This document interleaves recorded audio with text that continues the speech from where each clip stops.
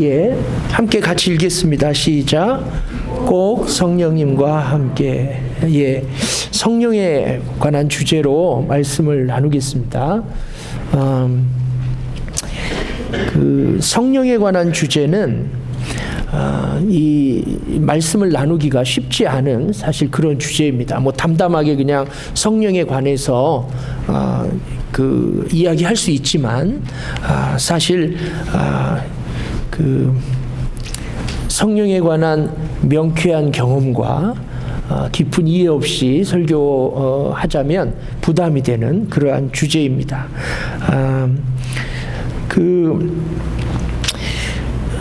오늘 기본적으로 저희가 그 신앙생활이라는 큰 그림 안에서 성령의 역할을 한번 생각해 보겠습니다. 여러분, 저희 집 한 엑싯 옆이 그 애플 본사가 있습니다. 그렇죠? 이런 애플이나 뭐 삼성 이런 회사들의 목표가 뭡니까? 이윤 창출이죠. 그렇죠? 그 회사들의 목표는 이윤 창출입니다. 서로 사랑하는 것도 아니고, 그리고 아름다운 세상을 만드는 건 아마도 두세 번째 목표일 것입니다. 기업의 첫 번째 목표는 이윤 창출입니다. 그러면 우리의 신앙생활의 목표는 뭘까요? 여러분, 이 교회와 성도 여러분의 신앙생활의 목표가 뭡니까? 하나님의 나라가 이 땅에 이루어지는 것입니다. 그렇죠? 하나님의 나라가 세워지는 거죠. 에어컨을 끄셔야 될 것 같아요. 추우신 분 있을 것 같은데 그냥 꺼주시죠 일단. 예. 자, 다시 한번 예수 그리스도께서 이 땅에 오셨고 또 하나님께서 천지를 창조하셨고 그리고 성령을 이 땅에 주셨고 말씀도 주셨고 교회도 세우셨고 하나님께서 많은 일을 하셨는데 최종 목표는 하나입니다. 하나님의 나라를 세우시는 것입니다. 우리의 신앙생활의 목표도 하나님의 나라를 세우는 것입니다. 우리 교회의 목표도 하나님의 나라를 세우는 것입니다. 하나님의 나라, 이것보다 신앙생활에서 큰 개념은 없습니다. 가장 큰 그림이죠. 그래서 우리는 하나님의 나라라는 그림 안에서 하나님의 나라라는 목표를 향해서 신앙생활을 합니다. 방향을 잃어버리면 절대 안 되죠. 하나님의 나라가 이 땅에 이루어지는 것입니다. 그래서 우리 신앙생활의 모든 부분은 하나도 남김없이 모든 부분은 하나님 나라의 완성을 향해서 우리 조력합니다. 그게 하나님의 뜻이고 하나님의 마음이고 예수 그리스도가 이 땅에 오신 이유죠. 하나님께서는 서로 사랑하라는 명령을 통해서 우리를 다스리시고 우리 안에 하나님의 나라라는 그 하나님의 목표를 세워가십니다. 그래서 서로 사랑하라. 이건 하나님 나라 안에서의 법이죠. 그렇죠? 제가 자주 말씀드리죠. 하나님 나라의 헌법과 같은 것입니다. 우리는 서로 사랑하면서 하나님의 나라를 세워갑니다. 하나님의 다스림이죠. 하나님의 통치입니다. 제가 자주 말씀드리고 간단한 진리이지만 우리가 잘못하면 신앙생활의 방향을 잃을 수 있는 거죠. 성령을 얘기할 때 성령의 방향성, 성령을 얘기할 때 성령의 목표도 하나님의 나라, 그리고 서로 사랑하는 그 큰 틀 안에서 우리가 반드시 이해되고 그리고 다루어져야 하는 것입니다. 이런 이야기가 있습니다. 심리학적인 실험이 있었어요. 꽤 유명한 실험이라 아는 분들도 좀 있을 줄 믿습니다. 한 10여 년 전에요. 심리학적인 실험이에요. 10여 년 전에 그 유명한 바이올리니스트가 일부러 지하철역에서 연주한 그러한 실험이 있었습니다. 한 10여 년 전에 워싱턴 DC의 랑팡 프라자라는 지하철역인데 이게 환승역이에요. 그래서 블루 라인, 그린 라인, 오렌지, 옐로우 라인이 다 이렇게 만나는 곳입니다. 워싱턴 DC에. 거기서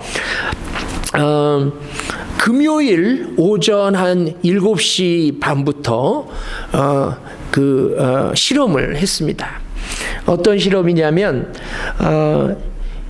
저는 정확히 모르는 친구인데 조슈아 벨이라고, 지금 한 10쯤 됐겠죠. 그 당시에 40세였습니다. 조슈아 벨이라는 바이올리니스트가 연주를 하는 것입니다. 제가 네이버에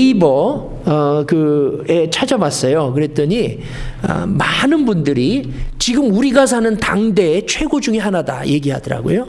지금 우리가 사는 이 시대의 최고의 바이올리니스트 중에 하나래요. 조슈아 벨.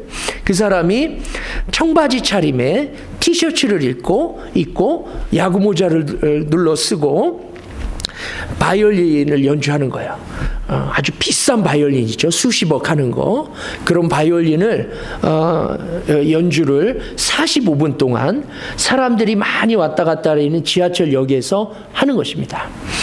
실험을 하기 전에 과연 이렇게 당대 최고의 바이올리니스트가 아주 멋진 최고의 연주를 그 지하철역에서 한다 그러면 과연 어떤 일이 벌어질 것인가? 어떤 분은 그랬습니다. 수천 명의 사람이 모일 것이다. 그래서 우리가 미리 100명 이상의 안전요원을 준비하지 않으면 안 된다. 그리고 우리가 그런 좁은 지하철역에서 할 거 아니라 나와서 광장에서 해야 된다. 자칫 안전사고에 그런 위험이 있다. 이런 거죠. 그럼에도 불구하고 실험을 시작했습니다. 45분 동안 누구나 들어도 알 수 있는 유명한 곡들을 사람들이 많이 왔다 갔다 하는 그 장소에서 연주를 했어요. 45분 동안 바로 그 앞을 지나간 사람만 세어보니까 1000명이 넘습니다. 어떤 일이 일어났을까요? 7명이 서서 들었습니다. 1000명 중에요. 잠깐 멈춰서 들은 사람이 7명이에요. 다 지나친 거죠. 그리고 연주할 때 그 앞에 이렇게 바이올린 케이스에 지폐 몇 개 놓고 시드머니죠. 시작했습니다. 얼마를 벌었을까요?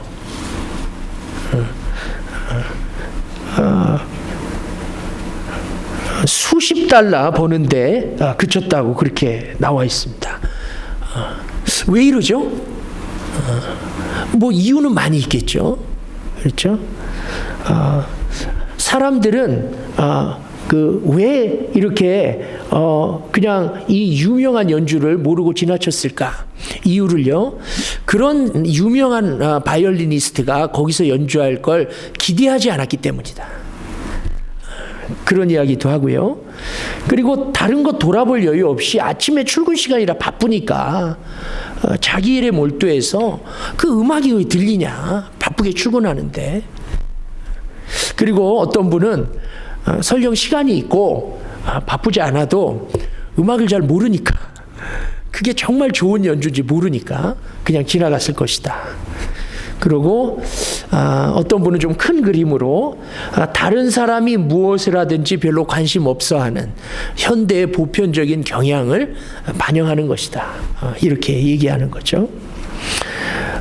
어쩌면 이 지하철역의 이 환승 교차로에서 아주 아름다운 음악이 나옴에도 불구하고 그냥 듣지 못하고 무시하고 그냥 지나쳐버리는 그런 모습이 우리의 모습일 수 있겠다. 그런 생각을 해봅니다. 우리의 삶에서 우리가 지나칠 수도 있고 지나치지 않을 수도 있습니다. 들을 수도 있고 듣지 않을 수도 있죠. 서서 아주 깊게 들을 수도 있고 그냥 바쁘게 지나칠 수도 있습니다. 그게 뭐냐면 성령의 음성입니다. 성령과의 동행이죠. 내재하시는 성령의 인도하심입니다. 성령님은 인격적이시기 때문에 내가 결정하는 거죠. 내가 지나칠 수도 있고 내가 들을 수도 있습니다. 내 마음대로 지나갈 수도 있고 내가 순종할 수도 있는 거죠. 어찌 보면 크리스찬의 삶의 가장 큰 특징이 성령님과의 동행입니다. 성령님은 무슨 기도원이나 구흥에만 가서 경험하는 게 절대 아니죠. 성령님은 나와 함께 하십니다. 사도행전 2장 38절에 각각 예수 그리스도의 이름으로 세례를 받고 죄사함을 받으라. 그리하면 성령을 선물로 받으리니. 우리가 예수님을 영접하고 그리고 하나님의 자녀가 되는 순간 성령을 받습니다. 그리고 이제 그 성령과 동행하는 삶을 시작하게 되는 거죠. 구약 성경으로 보면 푸뉴마, 신약 성경으로 보면 루하, 이 영이죠. 하나님의 숨결입니다. 예수 그리스도의 영이죠.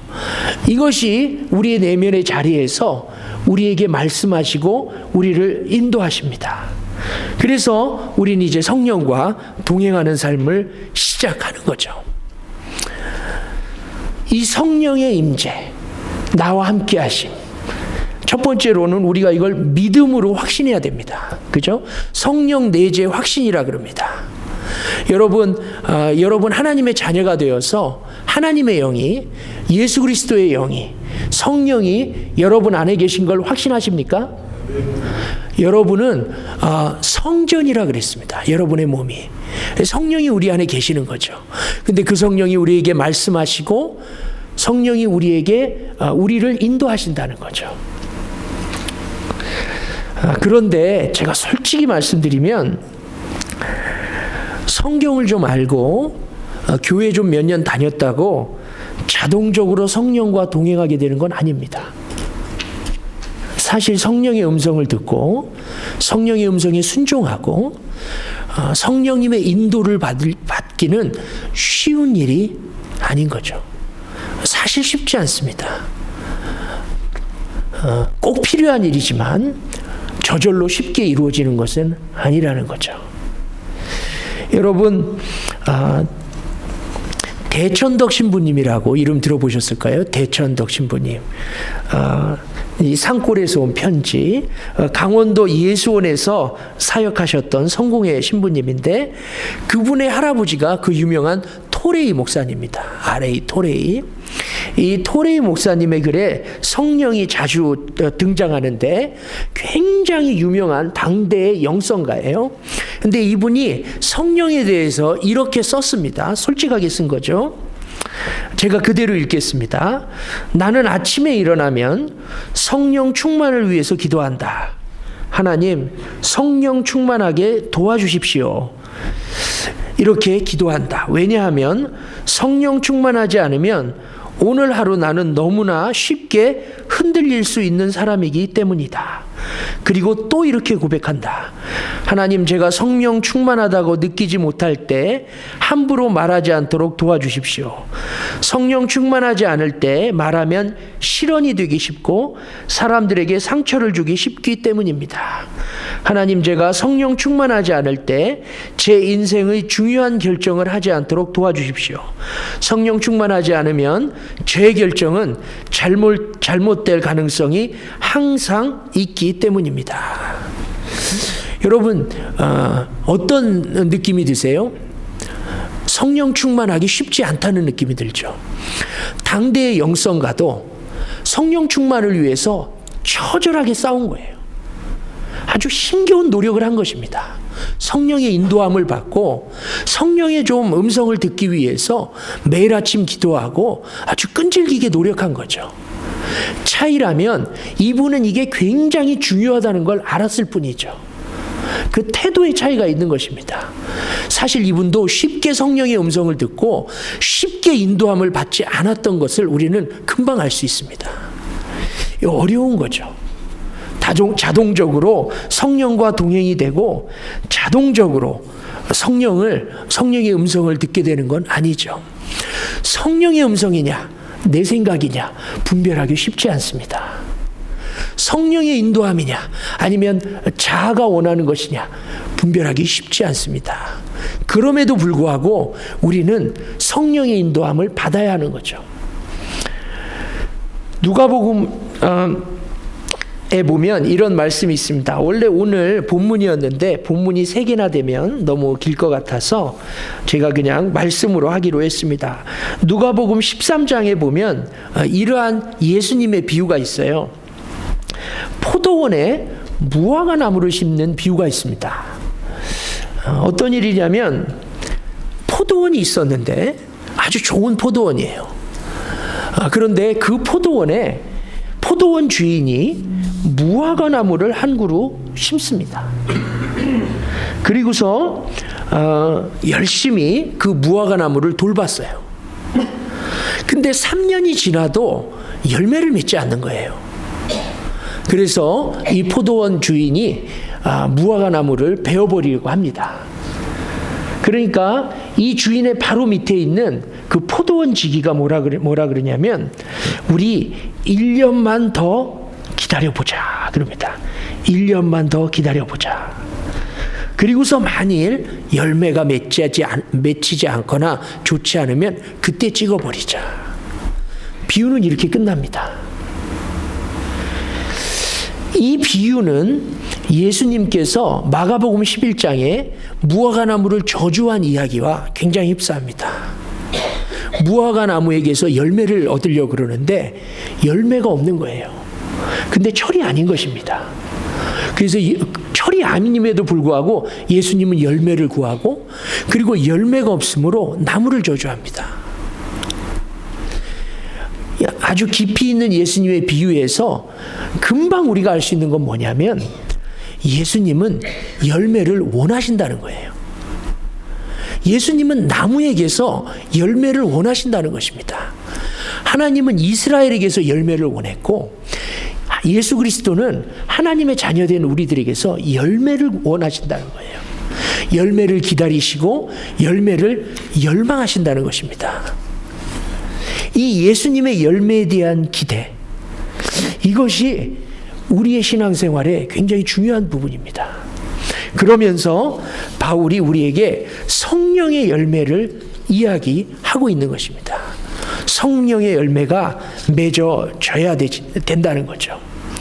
성령의 열매가 맺혀지지 않으면 육체를 따라 살게 되고 육체의 열매가 맺어진다는 것입니다. 오늘 본문 16절에 이렇게 돼 있죠. 내가 이르노니 너희는 성령을 따라 행하라. 그리하면 육체의 욕심을 이루지 아니하리라.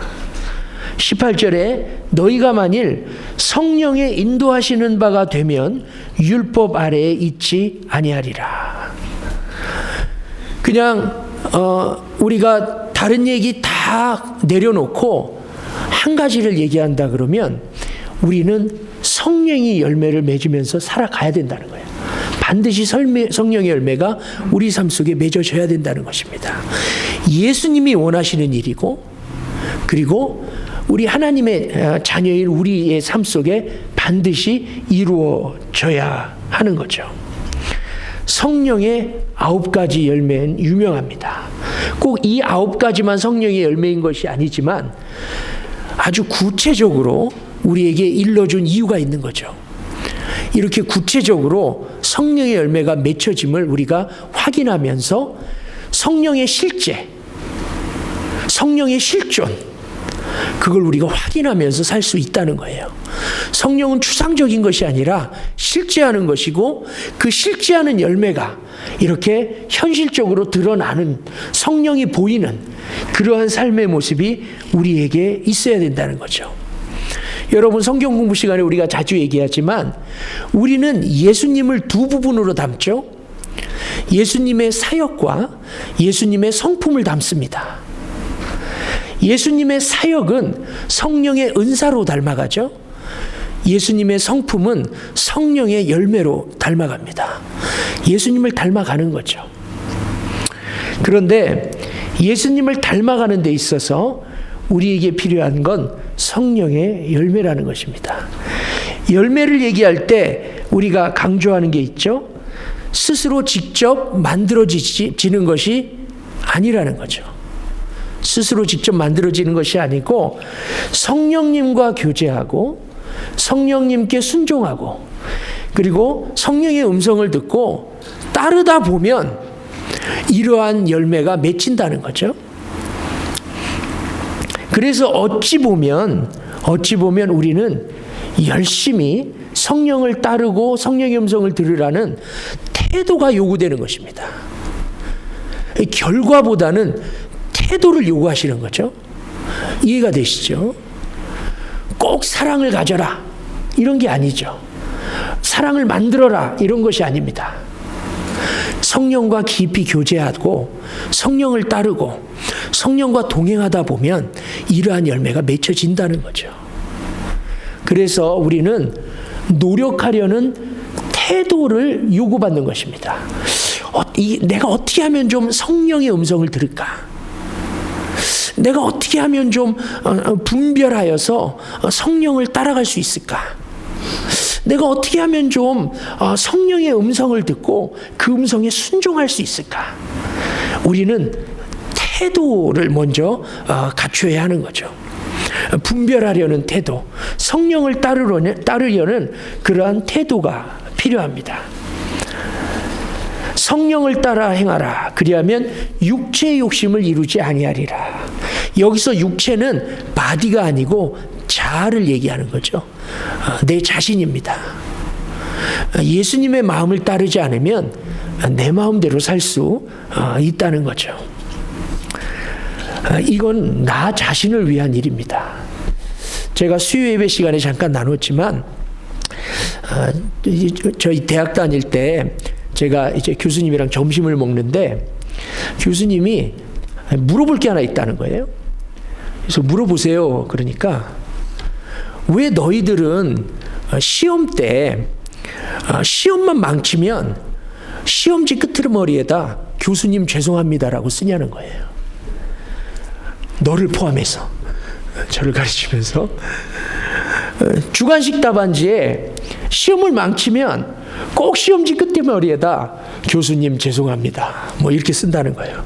어떤 친구는 할머니가 돌아가셨어요. 죄송합니다. 뭐 이렇게 쓴다는 거죠. 그러면서 교수님이 하는 말이 그게 나한테 미안할 일이라는 거예요. 자기는 괜찮다는 거예요. 시험 망쳐도 못 봐도 자기는 상관없다는 거예요. 사실 아무 상관없다는 거죠. 지금 시험 망친 애가 문제고 그 자기 인생이 망가지고 자기가 실망하는 거지 왜 나한테 미안하냐는 거죠. 제가 하나님 앞에 죄를 지면 늘 하나님 앞에 미안한 적이 있었어요. 근데 생각해 보면요, 내가 죄를 져도 사실 하나님 별 관계 없어요. 내가 죄를 지면 뭐 하나님 뭐 안타깝지만, 그죠? 안타깝지만 김 목사가 죄를 진다고 뭐 하나님이 뭐 아무 문제 없죠. 이게 제 문제죠, 그죠? 저에 관한 거예요. 성령을 따르는 일, 성령의 열매가 맺히는 일, 이게 사실 내 인생에 관한 것입니다. 하나님의 나라, 누구 위한 거예요? 사실은 나를 위한 거예요. 따지고 보면 그렇습니다. 하나님의 나라, 서로 사랑하라고 왜 그러세요? 하나님 좋으라 그러는 건 사실 나 좋으라고, 나를 위한 거예요. 성령의 열매가 맺혀야 된다. 하나님을 위한 것보다 나를 위한 거죠. 내가 좋은 거예요. 성령의 9가지 열매를 우리가 막 열심히 외우고 그럽니다. 그런데 중요한 건 그 앞에 육체의 열매도 있다는 거죠. 자 마음대로 자기 뜻대로 살면 육체의 열매가 삶 속에 맺혀진다는 거죠. 그 육체의 열매는 이게 성경 속에 있는 말씀인가 싶을 정도로 아주 적나라하게, 아주 구체적으로 그렇게 쓰여 있습니다. 19절부터 21절까지요. 그 다음에 성령의 9가지 열매가 있죠. 첫 번째 열매가 뭐죠? 성령의 9가지 열매 다 암기하기 힘드시면 성령의 첫 번째 열매가 뭡니까? 사랑이라는 거죠. 사랑입니다. 여러분, 이 사랑은 저절로 만들어지지 않죠. 우리가 다 합니다. 그죠? 이 저절로 만들어지지 않습니다. 예수님 처음에 믿으면 하나님 사랑하고 이웃 사랑해야지 부담만 생기지 사랑이 생기진 않습니다. 사랑이 어떻게 만들어지냐, 내 삶 속에. 내 성령님과 교제하다 보면 하나님을 사랑하게 되고 이웃을 사랑하는 사랑의 마음이 생긴다는 거죠. 그런데 또 거꾸로 생각하면요, 사랑의 마음이 성령의 동행의 증거가 된다는 거예요. 그렇죠? 내 마음이 사랑의 마음으로 충만해 있냐 이거죠. 내 마음이 사랑으로 충만해 있냐 이거죠. 성령으로 충만해 있느냐 이거죠. 사랑 충만이 사실 성령의 충만인 것입니다. 열매가 되는 거죠. 전 개인적으로 성령의 9가지 열매를 보면 저 개인적으로요, 하나님이 원하시는 사람이 이런 사람이구나 하고 깨달아집니다. 성령의 9가지 열매는 사실 하나님의 마음이죠. 어떤 마음이냐면 하나님이 좋아하시고 하나님이 원하는 사람의 모습입니다. 그죠? 성령의 열매가 그런 거죠. 이러한 사람이 됐으면 좋겠다라는 하나님의 마음을 우리에게 사실 보여주고 있는 것입니다. 여러분, 우리 신앙생활의 목적은 행복도 아니고 사실 기쁨도 아닙니다. 우리 신앙생활의 목적은 어찌 보면 중요한 중간의 목적은 예수님과의 연합입니다. 그렇죠? 성령님과의 깊은 교제죠. 하나됨입니다. 그런데 예수님과의 연합, 예수님과의 깊은 교감을 통해서 거기에서 풍성한 열매들이 맺혀지는 거죠. 근데 이것이 내 삶의 기쁨이 되고 내 삶의 행복이 되고 이것이 내 삶의 큰 은혜와 놀라운 풍성함으로 다가온다는 것입니다. 성령의 열매는 어찌 보면 굉장히 흔한 것들입니다. 우리 한번 성령의 열매를 한번 읽어보겠습니다. 22, 23절 한번 그냥 같이 읽어보죠. 시작. 오직 성령의 열매는 사랑과 희락과 화평과 오래 참음과 자비와 양성과 충성과 온유와 절제니 이 같은 것을 금지할 법이 없느니라.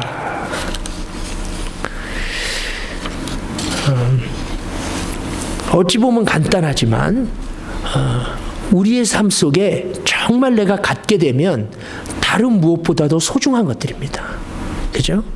사랑이고 기쁨이고 그리고 평화입니다. 마음의 평화. 그리고 인내, 자비, 양선이라는 단어가 좀 낯설지만 우리가 사람을 보고 선량하다 그렇죠? 선량하다. 선량입니다. 선량. 두음 법칙인가요? 선량이 되는 거. 선량하다. 그래서 착한 거죠. 굿니스입니다. 사람이 착해진다는 거예요. 저처럼. 그리고 충성스러워지고 죄송합니다. 온유해지고 절제하게 되고 그렇게 되는 거죠. 근데 우리가 분명히 알아야 될 것은 억지로 만들어지지 않는다는 거죠. 억지로 만들어지지 않고 이런 게 내 삶에 꼭 필요한데 내가 성령님과 동행할 때, 만날 때, 교감할 때 그냥 만났는데 기쁜 거죠.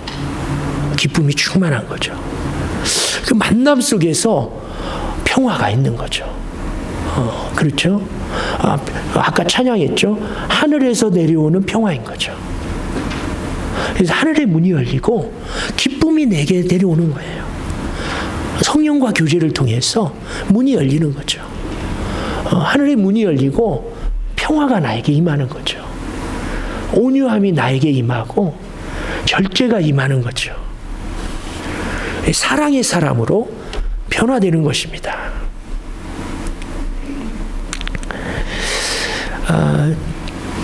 이러한 삶이 예수 그리스도께서 우리에게 성령을 주심으로 우리와 동행하게 하시고 그리고 우리로 하여금 경험케 하는 삶임을 꼭 아시는 여러분 되시기를 주님의 이름으로 축원합니다. 성령님과의 교제는 말씀을 통해서, 기도를 통해서, 또 예배를 통해서 우리가 다양한 영적인 활동을 통해서 이루어지는 것입니다. 여러분, 근데 사실 제가 개인적으로 흑백 논리를 싫어하거든요. 흑 아니면 백이다. 백 아니면 흑이다. 그런 논리는 사실 싫어하는데 아무리 말씀을 읽어봐도 말씀은 선명하게 성령이 아니면 육이다라고 말씀하고 계세요. 다른 게 없다는 거예요. 자아가 아니면 성령이다라고 말씀하고 계세요. 육이 아니면 성령이다라고 말씀하고 계세요. 선명하게 말씀하시는 거죠. 성령의 음성을 따를 것인가 아니면 그냥 내 마음대로 갈 것인가. 우리는 삶 속에서 도전받는 것입니다. 토레이 신부님은 아침마다, 그죠? 아침마다 순간순간 열심히 최선을 다하시는 거죠. 성령을 따르자라고 최선을 다하시는 것입니다. 우리 일단 제가 마무리를 하겠습니다. 성경적으로 어찌 보면 논리적으로 이 내 안에서 하나님의 나라가 먼저 세워져야 합니다. 하나님의 나라를 세워가는 거 아니겠습니까? 우리 신앙생활의 목표가 그것입니다. 여러분, 세상은 자아실현이 목표죠. 우리는 하나님의 나라가 세워지는 것이 목표입니다. 그게 우리 신앙생활의 방향이에요. 잘못하면 자기중심적인 신앙생활로 우리가 빠질 수 있습니다. 굉장히 사실은 우리가 많이 경험하는 거죠. 나의 만족, 그 다음에 내가 옳다고 생각하는 것, 내가 원하는 것을 이루는 그런 신앙생활에 빠질 수 있습니다. 그런데 우리는 늘 하나님의 마음, 하나님이 원하시는 것, 하나님의 나라를 위해서 늘 고민해야 하는 거죠. 그런데 그것이 성령님과의 교제를 통해서 한 발짝 한 발짝 이루어진다는 거죠. 내가 먼저 하나님의 다스림을 경험하고 성령에 순종하는 거죠. 그리고 좀 깊은 이야기지만 순종의 결단이 있을 때 들리는 것 같아요. 사실은 그렇습니다. 내가 성령에 한번 완전히 순종하겠다. 두려움 없이 한번 순종하겠다. 이 순종의 결단이 있을 때 그때서야 한 번 들리고 또 순종의 결단을 할 때 두 번 들리고 그러는 것 같습니다. 그러면서 내 안에 하나님의 다스림이 이루어지고 하나님의 나라가 세워지는 거죠. 그렇게 해서 성령의 인도하심을 받고 교제하다 보면 열매가 맺히고 부산물들이죠. 내 안에서, 가정에서, 교회에서 하나님의 나라의 모습이 세워져 가는 것입니다. 우리 사랑하는 성도님들, 여러분의 삶에 어떻게 사랑이 충만하십니까? 늘 이웃을 보고 그리고 이 세상을 볼 때 사랑의 마음으로 보십니까? 여러분의 삶에 기쁨이 있습니까? 평화가 있습니까? 이 마음에 평안함으로 늘 충만하십니까?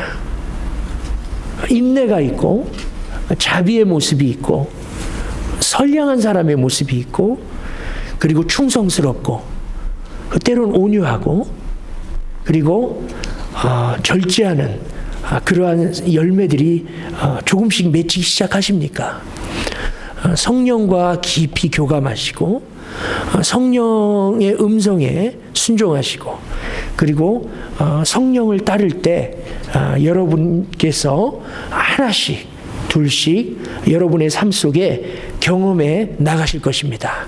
이것은 하나님께서 우리에게 주신 약속입니다. 하나님의 약속을 모두 다 경험해 나가는 여러분들 되시기를 주님의 이름으로 축원합니다.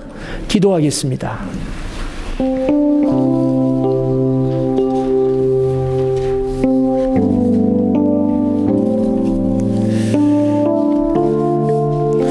시간 말씀에 의지해서 한번 기도했으면 좋겠습니다. 마음에 남는 말씀, 하나님께서 주신 말씀을 생각하면서 한번 결단하시고 기도하시는 시간을 갖겠습니다. 우리 잠깐 기도하겠습니다.